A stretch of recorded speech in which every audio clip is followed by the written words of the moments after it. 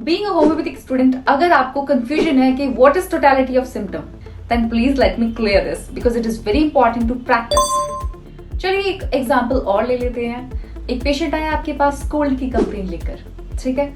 अब अगर हम सिंपल कोल्ड को लेते हैं तो it's just a single symptom of the patient, right, but how it will help in the totality of symptom, इसमें तो कोई टोटलिटी हुई ही नहीं। So this is why we do the case taking of the patient. फिर हम patient से थोड़ा और डीप पूछते हैं कि और क्या कंप्लेन है, कोई एसोसिएटिंग सिम्टम्स तो नहीं आ रहा उसके साथ में। तब पेशेंट आपको बताता है कि yes, there is a running nose, there is a complain of the sore throat, there is a complain of the cough. Now we have the 3 symptoms. जब आप इन तीनों सिम्टम्स को कंबाइन करते हैं, that time you will get the totality of symptoms of cold.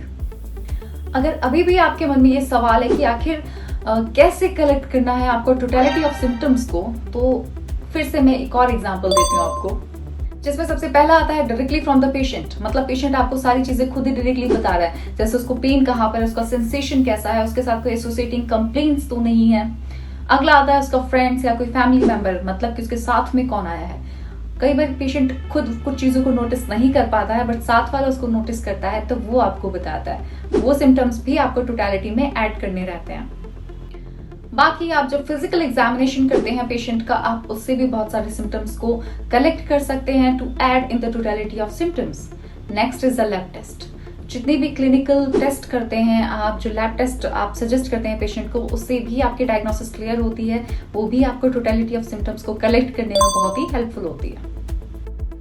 अब बात कर लेते हैं utilization of totality of symptoms की। आखिर इसका यूटिलाइजेशन कहाँ होता है होम्योपैथी में।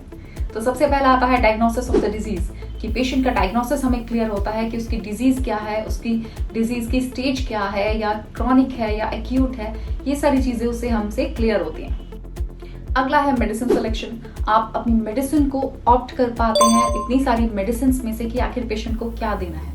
उसके बाद आता है आपकी पोटेंसी, कि आपके जो पेशेंट के सिम्टम्स हैं जो उसने बताए हैं या जो आपने क्लिनिकली देखे हैं पेशेंट में, उसके हिसाब से आप अपनी पोटेंसी भी डिसाइड कर पाते हैं depending on the susceptibility of the patient. इसके साथ ही आप प्रोग्नोसिस भी आप खुद ब खुद समझ सकते हैं कि आगे आने वाले टाइम पे पेशेंट की क्या ही प्रोग्नोसिस होगी या क्या ऑलमोस्ट रिजल्ट्स रह सकते हैं।